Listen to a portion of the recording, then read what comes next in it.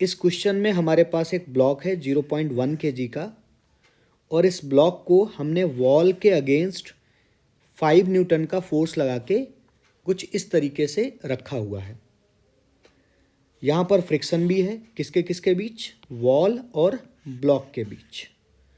Friction coefficient is given 0.5, और आपको बताना है कितना फ्रिक्शनल फोर्स यहाँ पर एक्ट करेगा बिटवीन वॉल एंड ब्लॉक, यानी इस दीवार के बीच में और इस ब्लॉक के बीच में कितना फोर्स काम करेगा, ये आपको बताना है।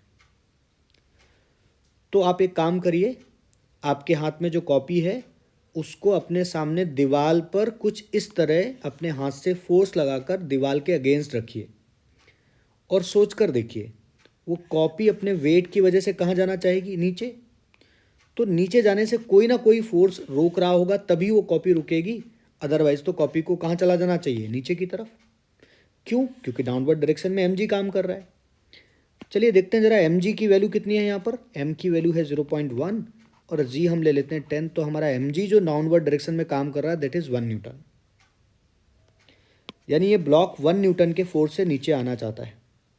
आपने इसको वॉल के अगेंस्ट 5 न्यूटन का फोर्स दे रखा है, तो अगर मैं इस ब्लॉक को दीवार के अगेंस्ट 5 न्यूटन के फोर्स से ऐसे प्रेस कर रहा हूँ, तो प्रेस करने से हमें रिएक्शन फोर्स मिलेगा जो कि सरफेस से परपेंडिकुलर होगा, और उस रिएक्शन फोर्स की वैल्यू, उस नॉर्मल रिएक्शन फोर्स की वैल्यू 5 न्यूटन के इक्वल ही होगी।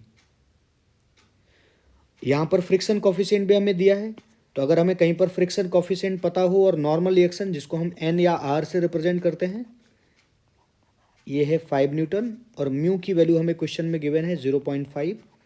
तो फ्रिक्शन यानी स्टैटिक फ्रिक्शन की हम मैक्सिमम वैल्यू निकाल सकते हैं, that is mu into N, 0.5 into 5, so you will get 2.5 newton, यानी मैक्सिमम फ्रिक्शन फोर्स लग सकता है 2.5। बट इसको स्टैटिक रखने के लिए कितनी ज़रूरत है? देखिए नीचे की तरफ क्या लग रहा है, 1 न्यूटन लग रहा है। तो भाई अगर 1 न्यूटन के ब्लॉक को स्टैटिक रखना है तो 1 न्यूटन ही ऊपर लग जाए तो ये स्टैटिक हो जाएगा। देखिए ये जो फार्मूला है ना, ये मैक्सिमम वैल्यू कैलकुलेट करने के लिए है, बाद बाकी स्टैटिक फ्रिक्शन का तो कोई फार्मूला ही नहीं है। वो तो मैक्सिमम वैल्यू से नीचे भी लग सकता है, जितनी ज़रूरत उतना लग सकता है।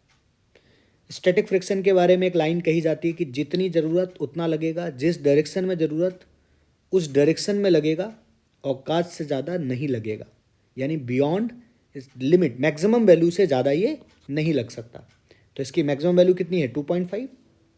सो फ्रिक्शन की मैक्सिमम वैल्यू 2.5 है, but the requirement is only 1 Newton, क्योंकि डब्बा नीचे 1 न्यूटन से जा रहा था, तो फ्रिक्शन उतना ही लगेगा जितनी ज़रूरत है। कितने की ज़रूरत है भाई आपको? तो ऊपर की तरफ हम अगर इसको रोकना चाहते हैं तो यहाँ पर जो स्टैटिक फ्रिक्शन लगेगा that is 1 Newton. So your answer will be 1 Newton. Hope so आपको समझ आया होगा। हाँ, अगर हम यहाँ पर जी की वैल्यू 9.8 ले लें, है ना, तो अपना आंसर बदल जाएगा, यानी ये बनेगा 0.98 न्यूटन। तो हम ऊपर क्या लिखने वाले थे, तो हमारा जो फ्रिक्शन होता वो 1 न्यूटन नहीं होता, कितने की ज़रूरत थी, 0.98 की ज़रूरत थी, तो उतना ही लगता। ठीक है, तो जैसा आप देख लीजिएगा ऑप्शन के हिसाब से, अगर ऑप्शन में 0.98 के हिसाब से दिया है तो उसके साथ